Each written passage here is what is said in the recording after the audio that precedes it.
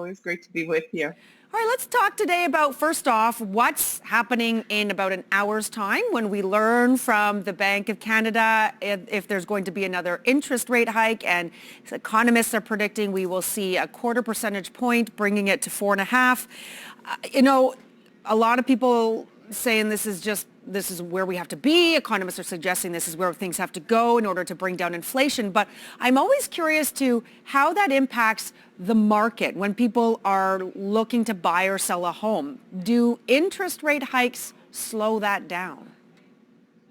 They actually do. And I love that you brought this up, because the fact is that we are hearing on the back line that they may actually reduce interest rates later on in this year, because interest rates don't necessarily affect the market in a way that they want to. It doesn't affect inflation the way that they want to. And so, yes, we are hearing that there will be an interest rate hike today, and yet the problem with that is that it stops people fast in their tracks, right? It creates fear rather than what they're hoping to achieve, in the fact that it is people having more confidence.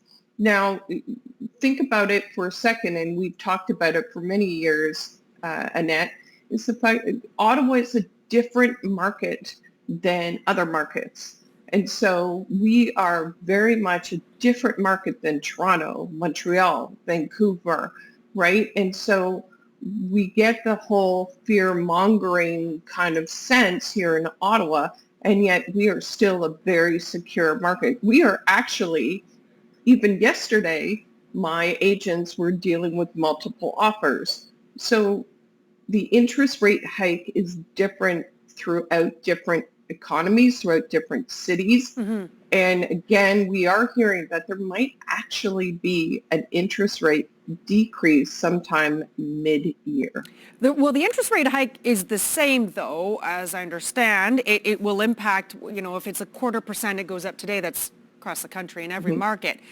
What makes Ottawa so different then? Is it our job stability here, our historically low unemployment rates, or what makes us a different market than other cities when it comes to home sales? All of the above. So Ottawa is a great town, and I'm proud to say to people I've been here my whole life. I won't say how many years, because that puts in my age. But yet the fact is that we are a government town. We are a high-tech town. We are a Department of National Defense, DND. We also have, a lot of people don't realize, as I know, there is a lot of big businesses here in Ottawa that like to invest in Ottawa. We are also a very white-collared town. So Ottawa is just so different than other cities where it is minimal. It's like blue collared and white collared. We are very, very secure within our education, our employment, and everything else. We are also known as the good town, the town that sometimes people forget, yet we are a town, we are a city, we are the Ottawa city, Canada's national capital, and we remain consistent year after year after year. So when people talk about ups and downs, often they are getting Toronto market information. I myself am a international real estate coach, and I hear about the different trends in different cities, and we're not there. We are secure. We have great employment. We have, and we understand the fact that people are still employed here. People are still buying and selling here. And I see it personally myself.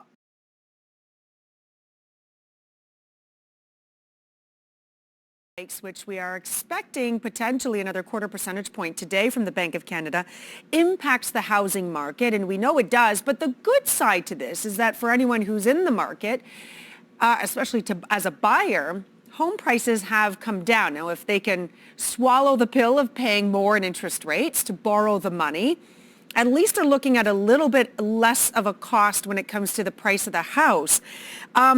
And then with that comes more homes on the market. Are we seeing still more homes out there, more inventory for people to choose from if they're buying at this point? Unfortunately, we are not. And that is why we are seeing, an extension of demand. So come the January market, the fact is that we still have what we call literally the Christmas hangover. So people are dealing with their MasterCard, Visa bills. They are dealing with that. They're cringing a little bit. It's like now is not the time to sell their homes. What I would put out to all our viewers today is the fact that now is a great time to sell because we still have a lack of inventory and people are still looking to buy. And respectfully, as one of the most active agents here in Ottawa is the fact that I have buyers who are like, I'm getting frustrated because there aren't homes on the market. And as per the last time we were talking with you and Stefan was the fact that people are like, let's wait until the spring. And my strong point is unless you have a spa oasis in the backyard is the fact that no, you shouldn't wait. Why? Unless you have a pool and oasis and amazing landscaping, put your house on the market now because as supply and demand dictates, right? We all know the rule of thumb. Supply versus demand is the fact that right now the demand is really high. Yet if you have a really high supply, then that will lower your price. So why wait until the spring? It doesn't mean that you will get more money. So that's our thoughts. Yeah, it seems to be that's just that traditional, spring market is when we sell. I mean, it's like ingrained in us from years ago. But like you've always said, that's never really the case here in Ottawa. In this city, you can sell a house well at any time of year. Let's talk a little bit about that process. If someone says, okay, let's do it now, where do they begin in this market to get the house going and up for sale? So that would be, a lot of people think that I don't want to bother an agent. I'm not sure that I'm ready yet. Yet. The fact is that I've been working with people who I know aren't selling until the following year. So there's one person that we have been dealing with for a year and getting her house staged and she's getting ready and she's decluttering. So it's never too early to get a professional realtor involved, someone's licensed, someone who knows your area, and interview them and make sure that you click as I say. And the fact is that you need to get your home ready. Even myself, as now unfortunately an empty nester, I'm getting my house ready to sell. I'm not sure when, yet I'm getting it ready to sell. It might be in like 3 to 5 years, yet I'm getting it ready to sell. So when you are like, I'm thinking about selling, I'm not sure if it's this year or next year, talk to a realtor and get the plan involved. Why is that? Why do you do it so early? Like if it could be something that, like for your example, that, you might be 3 or 5 years, what would you start doing right now with the realtor? Yeah, absolutely. Great question. Is the fact that you would be creating a plan about decluttering, about even there is a potential in the fact that there are a lot of people out there like, I don't want to show my home. I don't want to put on the market. I've got my fur babies, and it's going to be really inconvenient. There are really great realtors out there that may be able to sell your house off the market, right? That may not put the most money in your pocket, yet it might create less pain for you. So there is that option. The other thing as well is making your home show the best that it can and being able to understand the process of decluttering and getting rid of stuff that we thought that we would hold on to. I always remember my neighbor's house, and he actually got a dumpster, and he's like, all these macaroni cards that we got from our kids from 25 years ago, I'm not sure I'm keeping them.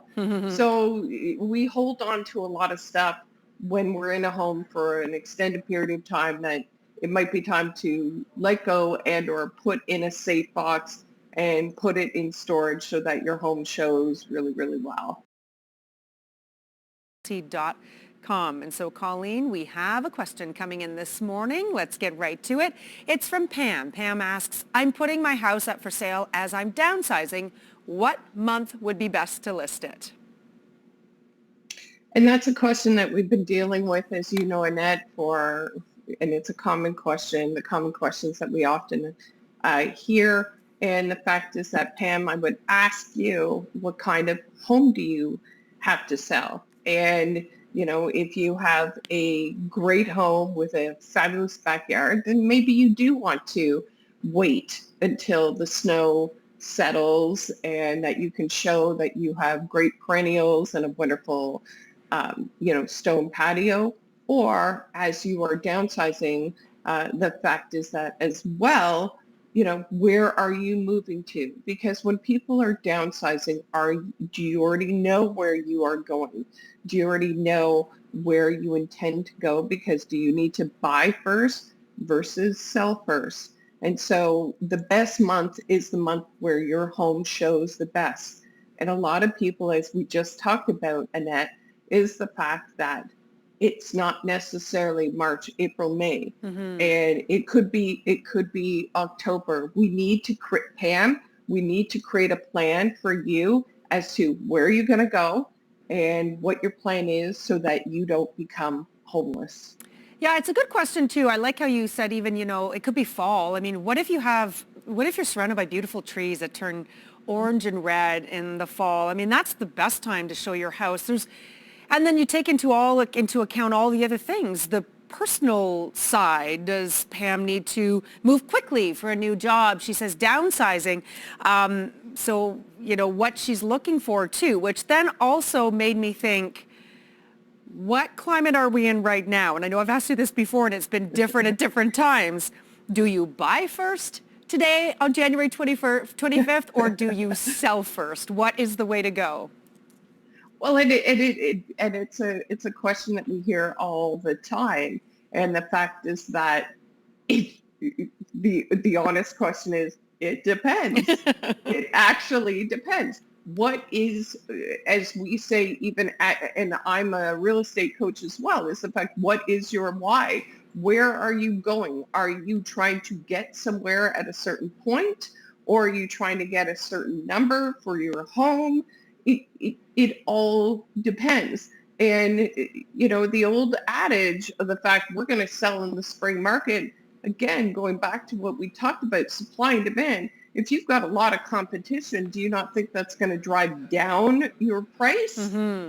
So it does depend. And in honest fact, some of my most successful months have been in October, November, where my team is just run, off the charts, and the fact that we need to work long hours. So it depends. So for Pam, and I address you specifically, Pam, what is your why? Where are you going? What do you need to do? Are you a national defense transient? Because I work with a lot of D&D people.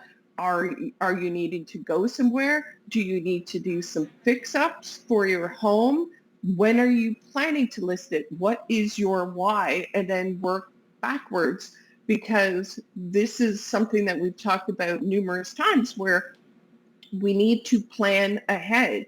I literally, as of last year on this show, is the fact that I have clients who are selling, let's say, in May and June. I've already spoken to them May or June last year in 2022 and creating that plan. So it's about planning what your why is and where you are planning to go, what your end goal is, and then working backwards. One of the things I know we've talked about before, and this is so important, I've been in this pickle before myself, is that if you do see something, if you do see that you could be selling your house at some point in time in the future, and you don't know if that could suddenly be in the winter months, but you have a really great backyard, take the pictures in the summer, so you have them. So at least if you have to sell it on a day like today with a snowstorm coming, when you list that that house up for sale, you have pictures to show of your beautiful backyard. That is something I learned from you, Colleen, that I will forever hold with me no matter what. So true. Pictures of the backyard. True. All right, we'll leave it right there. Colleen, thanks for joining us today. If you